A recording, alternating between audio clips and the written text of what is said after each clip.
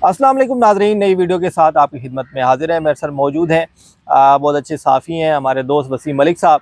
इनसे बात करेंगे इमरान खान साहब की शिफा अस्पताल मुंतकिली या किसी भी प्राइवेट हॉस्पिटल में मुंतकिली के हवाले से ख़बरें जो हैं दोबारा शुरू हो गई हैं। सोशल मीडिया पे पीटीआई की जानिब से भी दावे किए जा रहे हैं कि हो सकता है इमरान खान साहब को ईद से कबल अस्पताल मुंतकिल कर दिया जाए। उनकी आँख का जो मामला है उनके मेडिकल ग्राउंड्स पर उनको मुंतकिल किया जा सकता है। और इस हवाले से आज इस्लामाबाद हाई कोर्ट में केसेस भी समाअत के लिए मुकर्रर थे और इमरान खान की 190 मिलियन पाउंड में इमरान खान और बुशरा बीबी की सज़ाओं के ख़िलाफ़ आज मुकदमा भी इस्लामाबाद हाई कोर्ट में था। तो आज मुकदमे में क्या हुआ, इस्लामाबाद हाई कोर्ट के जो चीफ जस्टिस हैं सरफराज डोगर, उन्होंने क्या पीटीआई को रिलीफ दिया और आज क्या रिमार्क्स दिए गए इमरान खान की मुंतकिली के हवाले से, क्या खबरें हैं, एक्चुअल सिचुएशन क्या है, पीटीआई का क्या कहना है, इस पर बात करेंगे। सबसे पहले बात करेंगे इस्लामाबाद हाई कोर्ट की।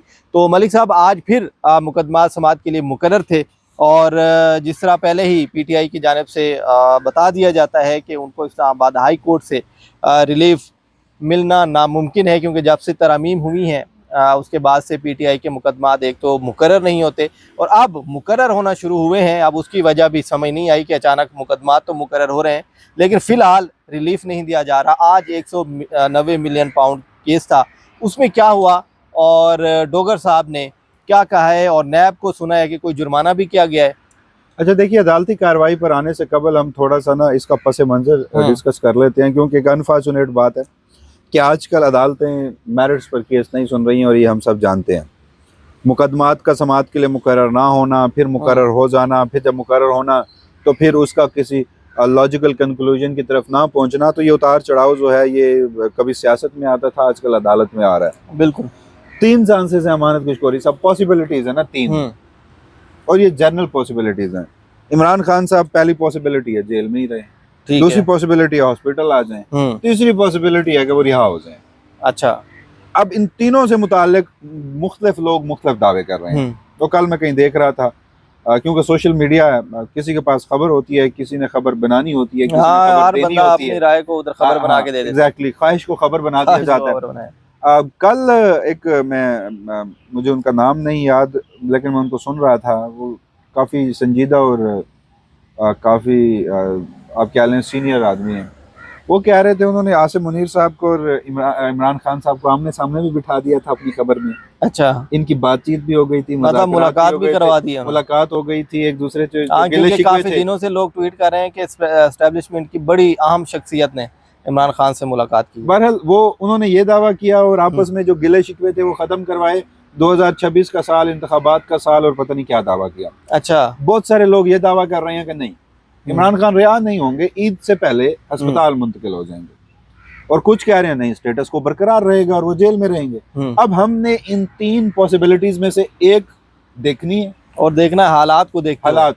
तो मेरे पास एक लिटमस टेस्ट है, जब भी कभी इस तरह के दावे होते हैं ना, बिल्कुल इन 3 पॉसिबिलिटीज के ऊपर, तो मेरे पास एक लिटमस टेस्ट है। मैंने गेज मुकर्रर किया है, वो पैमाना पाकिस्तान की अदालतें और वहाँ की कमरा अदालत में जजेस के बैठे हुए उनके रवैये, उनके लहजे, उनका फैसला, ये आपको बड़ा वाजे कर देता है। हमेशा इधर से जो डील होती है, कुछ भी होता है, जहाँ से ही काम शुरू होता है। अगर एक सियासतदान के खिलाफ कुछ होना है तो भी यहीं से होना है। बिल्कुल ऐसा ही है। और अगर उसने मुजामत की या मफामत की, जहाँ से भी कोई मामलात अपने तय कर लिए, तो फिर दुरुस्त भी यहीं से होना है। ऐसा ही है। तो ये हम अब कोई पहली मर्तबा तो नहीं है कि हम कहें कि नहीं ये मौजज़ा होता होगा, मौजज़े दुनिया में होते हैं। नहीं, हमारी अदलिया जो है बड़ी इंडिपेंडेंट है।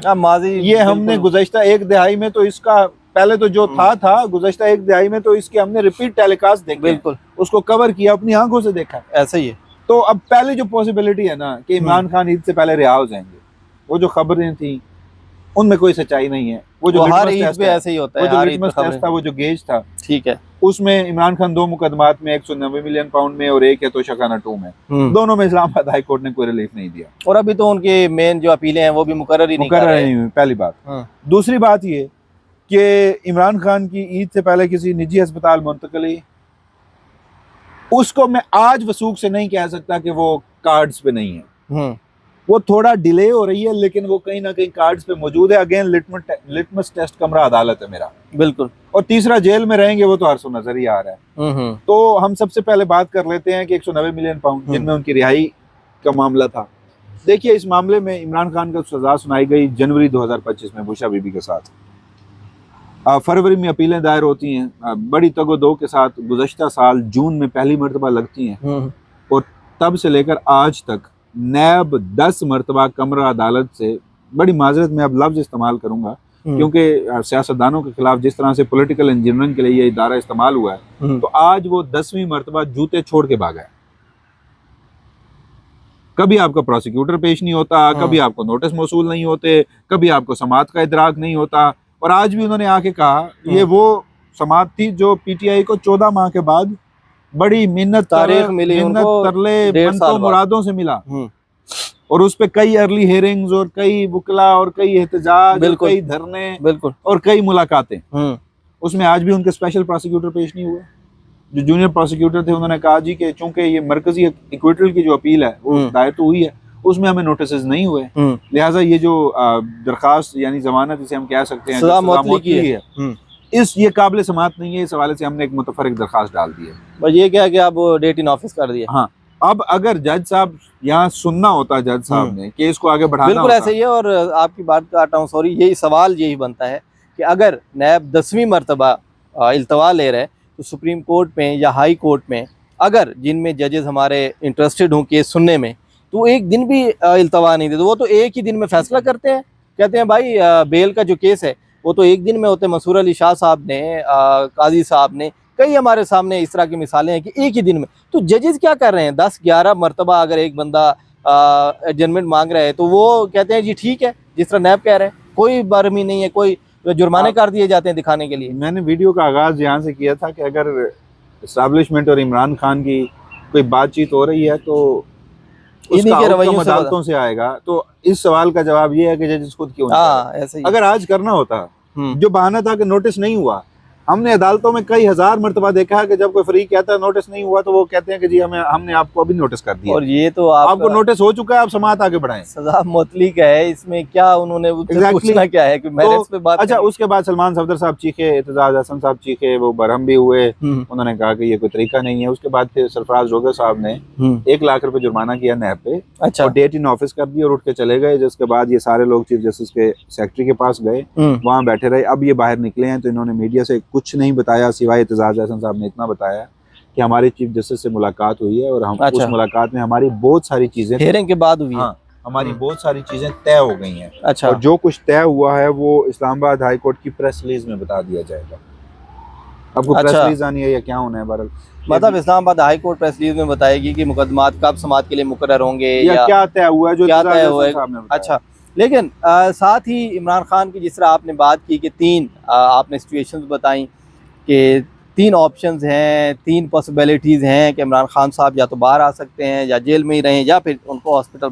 और जो स्ट्रॉन्ग है, जिसमें थोड़ा सा लगता है कि पीटीआई भी जिस पर थोड़ी सी इत्मीनान पीटीआई को लगता है, वो ये है कि उनको हॉस्पिटल मुंतकिल किया जाए। और हुकूमती वज़रा भी ये कह चुके हैं और उनकी जानिब से भी ये दावा किया गया है कि हुकूमत एग्री थी, लेकिन अलीमा खान की वजह से ये हुआ। ये वो अलग टॉपिक है कि अलीमा खान के पीछे कौन कौन पड़ा, क्या क्या उनके खिलाफ बातें हुई।